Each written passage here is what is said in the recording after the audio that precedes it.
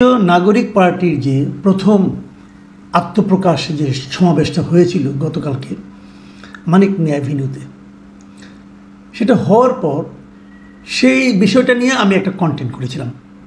সেখানে ভালো মন্দ, প্রত্যাশা, হতাশা সব কথাই ছিল। ভালো কথা বলেছিলাম, তারা যে পরিবর্তনের বিরুদ্ধে কথা বলছে এটাকে প্রশংসা করেছিলাম, আবার কিছু সমালোচনাও করেছিলাম। তবে এটা প্রচারিত হওয়ার পর আজকে আমি দেখলাম যে এটার অনেকগুলো কমেন্ট এসেছে। সেখানে কতগুলো কমেন্ট খুব কমন।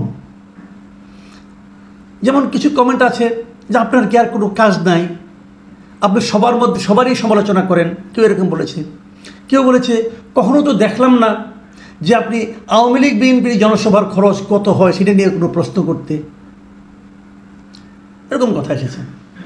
আবার ওইটা তো একটা কমন কথা, আপনি তো কোনো ভালো দেখতে পারেন না, আপনি হয়তো চেয়েছিলেন উপদেষ্টা হতে পারেননি, কাজেই আপনি সবারই সমালোচনা করেন। এটা তো কমন, ওটার জবাব আমি একবার দিয়েছি, আর নতুন করে কিছু বলতে চাই না। তবে আমি একটা প্রশ্নের একটু জবাব দিয়ে নিয়ে তারপরে মূল পয়েন্টে আসছি। এই জবাবটা হলো এই যে আওয়ামী লীগ বিএনপির মিটিংয়ে কত খরচ হয়, আওয়ামী লীগ বিএনপি দল চালাতে কত খরচ হয়, এই টাকার উৎস কী, এই প্রশ্নটা কিন্তু আমি একবার না একাধিকবার বিভিন্ন সময়ে বিভিন্ন প্রসঙ্গে আমি বলেছি। এখন গতকালকে মিটিং হয়েছে নাগরিক পার্টির, জাতীয় নাগরিক পার্টি, তো ওই সময় কি আমি আওয়ামী লীগের মিটিংয়ের হিসাব চাইব? এই কথা বোঝার চেষ্টা করেন ভাই। যাদের মিটিং হয়েছে তাদেরকে নিয়ে কথা বলছি, তো তখন যা যা আমার ভালো লেগেছে, যা যা ভালো লাগেনি সেগুলো নিয়ে কথা বলছি। এখন আমি আওয়ামী লীগ নিয়ে ওই সময় কথা বলার প্রসঙ্গ আসে, ওই যে আওয়ামী লীগ নিয়ে বলি, কালকে বলবেন জাসদ নিয়ে তো ভাই বললেন না। আচ্ছা জাসদ নিয়েও বললাম, তখন বলবেন যে হ্যাঁ আপনি আওয়ামী লীগ বললেন, জাসদ বললেন, কই জাতীয় পার্টি নিয়ে তো বললেন না। আচ্ছা ওটাও বললাম না হয়, বলবেন জামাত নিয়ে তো বললেন না। এখন আমি যে তাহলে তো আমি এটা নিয়ে কথা বলতেই পারবো না, এইটা নিয়ে বললাম না, ওইটা নিয়ে বললাম না, এটা তো অজুহাত না রে ভাই। আরেকজন বলেছেন যে একমাত্র দেশে আপনি জ্ঞানী, আর কোনো জ্ঞানী নাই। ভাই এখানে জ্ঞানের কোনো বিষয় না। এগুলি হয় কি, আমি একটা কথা বলি, সেই জিনিসটা হলো যখন কোনো একটা বক্তব্য আপনার কাছে খারাপ লাগে, আপনার পছন্দ হয় না, আপনাকে আহত করে, তখন যদি আপনি ওই বক্তব্যের জবাবে যদি আপনার নিজস্ব কোনো যুক্তি না থাকে, তখন মানুষ এই ধরনের আবল তাবল কথাবার্তা বলে। আমি যে কথাটা বলি ভাই, আমি যুক্তি দিয়ে কথা বলার চেষ্টা করি। আমার যুক্তিতে ভুল থাকতে পারে, ভুল থাকলে ভুলটা ধরাই দেন, পাল্টা যুক্তি দেন। আবল তাবল বলে তো কোনো লাভ নেই। আবল তাবল আমাকে লাইনচ্যুত করতে যাচ্ছেন কেন? আপনার পয়েন্টে আসেন। কালকে মিটিং হয়েছে জাতীয় নাগরিক পার্টি, আমি তাদের নিয়ে কথা বলেছি। এখানে আওয়ামী লীগ বিএনপি অন্যরা কেমন আসবে? আরেকটা কথা বলি, যদি আওয়ামী লীগ বিএনপি ওরা যদি ভালোই করতো, তাহলে এই পার্টি নিয়ে আমি আগ্রহ দেখাতাম কেন? আওয়ামী লীগ বিএনপির মতো যাতে না হয়, সেটাই তো আমি জাতীয় নাগরিক পার্টির কাছ থেকে প্রত্যাশা করি। তারা যে কাজটা করে না, সে কাজটা এরা করবে বলে আমি আশা করি। এখানে অন্যায়টা কোথায়? এমন তো না যে তারাও এদের মতো, ওরা অন্যায় করেছে, ওদেরকে কেউ কিছু বলে নাই, অত এদেরকে বলা যাবে না। বিষয়টা তো তা নয়। একটা পার্টি যাত্রা শুরু করেছে, আপনি যদি দুষ্ট লোকের কাছ থেকে টাকা পয়সা নিয়ে পার্টি যাত্রা শুরু করেন, তাহলে কি আপনি কখনোই দুষ্ট লোকের বিরুদ্ধে কোনো অ্যাকশনে যেতে পারবেন? পারবেন না তো। আর এই যে কথাগুলো বলেছি, এগুলো তো আমি না জেনে বলিনি রে ভাই। দেশটা তো ছোট, কে কোথায় যায়, যে কি করে, এগুলো তো আমাদের কাছে কিছু খবর আসে তো সেগুলোর উপর ভিত্তি করেই বলি। কাজে আমি এখনও আশা করব জাতীয় নাগরিক পার্টি তাদের ব্যয়ের একটা হিসাব দেবেন। তাতে হবে কি, তাদের ট্রান্সপারেন্সিটা সবার কাছে প্রমাণিত হবে, সবাই জানবে এটা এমন একটা পার্টি যারা তাদের প্রত্যেকটা পয়সার হিসাব দিচ্ছে। যদি হিসাবটা দিতে পারে তাহলে কিন্তু জনগণের পার্টি হবে। আমি কিন্তু এই পার্টির সমালোচনা করিনি ভাই, আমি এই পার্টিকে সমালোচনা যাতে করতে না হয় সেই পথে অগ্রসর হওয়ার জন্য বলেছি। আমরা তো একটা ভালো পার্টি চাই, সে ভালো পার্টির জন্য যা যা করা দরকার তারা তা করবেন, এটা আশা করি। যাই হোক, আমি এখন মূল প্রসঙ্গে আসি। কালকে আমার কাছে বেশ কয়েকটা সোর্স থেকে একটা চিঠি এসেছে, বারবার এসেছে একই চিঠি। আমি সব মিলে 9 বার পেয়েছি 9 জনের কাছ থেকে আজকে পর্যন্ত। আজকে অনেকে দিয়েছে আমাকে চিঠিটা। চিঠির মূল জিনিসটা কি? মূল জিনিসটা হলো পিরোজপুরের জেলা প্রশাসকের দপ্তর থেকে একটা চিঠি। সেই চিঠিটা হলো গাড়ি রিকুইজিশনের জন্য একটা চিঠি। মানে পিরোজপুর জেলা প্রশাসন কয়েকটা গাড়ি 5টা গাড়ি চালক সহ রিকুইজিশন করতে চেয়েছে। সরকারের একটা আইন আছে, সেই আইনটা হলো 1988 সালের একটা আইন, অস্থাবর সম্পত্তি হুকুম দখল আইন। মানে সরকার চাইলে তার যদি প্রয়োজন পড়ে সে যে কারো একটা গাড়ি, বাস হোক, ট্রাক হোক, জিপ হোক, সে বলতে পারে এই গাড়িটা আপনার, অসুবিধা নাই, কিন্তু সরকারের প্রয়োজন, এখন বিশেষ প্রয়োজনে, অতএব আপনার গাড়িটা আমরা রিকুইজিশন করলাম, মানে গাড়িটা আমি নিয়ে আসলাম, এই গাড়িটা আমি আমার কাজ করব, সরকারি কাজ করবে, করার পর আবার 1 দিন 2 দিন পরে আমি গাড়িটা আপনাকে ফেরত দিয়ে দেবো। রাষ্ট্রের কাজে আপনার গাড়িটা আপনি দিবেন সরকারকে। এই হলো অস্থাবর সম্পত্তি হুকুম দখল আইন 1988। এই আইনের 3-1 ধারা অনুযায়ী সরকার চাইলে জনস্বার্থে যে কোনো গাড়ি রিকুইজিশন করতে পারে। এই সম্পর্কে আপনারা জানেন, নতুন করে বলার কিছু নেই। এই ধরনের একটা চিঠি পিরোজপুর জেলা প্রশাসনের কার্যালয় থেকে দেওয়া হয়েছে, এবং এই চিঠিটা দেওয়া হয়েছে কাকে? বাস মালিকদেরকে।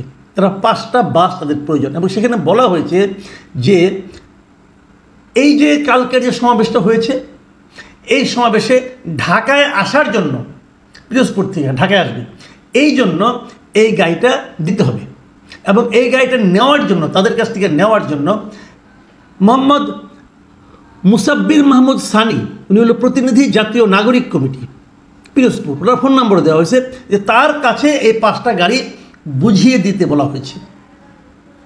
এই চিঠিটা নিয়ে অনেক হইচই হয়েছে, আমার কাছেও এসেছে, আমাকে অনেকে বলেছে দেখেন এটা দেখেন, এইভাবে এই সরকার এই জাতীয় নাগরিক কমিটির লোকদের মাধ্যমে এই জাতীয় নাগরিক পার্টি যেটা হচ্ছে, এদেরকে নানাভাবে হেল্প করছে, সাহায্য করছে সরকার। যদি সরকার সাহায্য করে তাহলে এটাকে আমরা কিংস পার্টি বলবো না কেন? অথবা সরকার কি কেবল একটা পার্টিকে সাহায্য করতে পারে? সরকারের কাছে সব পার্টির সমান হওয়া উচিত, তাহলে লেভেল প্লেইং ফিল্ডটা হলো কীভাবে? কিন্তু আমি কালকে এটা নিয়ে কিছু করিনি, এই কারণে আমার কাছে চিঠিটা না আসলে অবিশ্বাস্য ঠেকেছে যে সরকার এরকম করতে পারে। একটা জেলা প্রশাসন এভাবে উদ্যোগ নিয়ে এদেরকে একটা মাত্র দলকে এভাবে হেল্প করতে পারে, অথবা জেলা প্রশাসন যদি 5টা করে রিকুইজিশন করে দেয়, এতে প্রশ্নটা হলো এটা করতে হবে জনস্বার্থে, রাষ্ট্রীয় প্রয়োজনে। এখানে সরকারি কাজ বা জনস্বার্থে কীভাবে এখানে কাজ হলো? এটা কি জনস্বার্থ হলো? এটা কি সরকারি কাজ হলো? তো আমার না এটা অবিশ্বাস্য হয়ে গেছে। একটা জেলা প্রশাসক কি এতটাই মূর্খ হবে যে এই ধরনের একটা চিঠিতে সিগনেচার করতে পারবে? সে তো মুখে বলে দিলেই হয়, চিঠি দেওয়ার দরকারটা কি? এটা কি মানে আমি বুঝতে পারছিলাম, আমার কাছে অবিশ্বাস্য লাগছে। আমি কাল রাত্রে 2-1টা অন্য জেলায় যোগাযোগ করেছি, আমি মানে আমার পরিচিত বেশ কয়েকটা জেলা প্রশাসনের সঙ্গে যোগাযোগ করেছি, তারা বলছে না, তারা এই ধরনের কোনো চিঠি ইস্যু করেনি। তো আমার সন্দেহ হলো যে অন্য কেউ যেহেতু করেনি, আমি 3টা জেলাতে যোগাযোগ করেছিলাম, 3 জেলায় আমি পাইনি। যেহেতু 3 জেলায় পাইনি, এই জেলায় হবে কেন আমি ঠিক বুঝতে পারছিলাম না। তো যে কারণে ওটা নিয়ে আমি কিছু করিনি।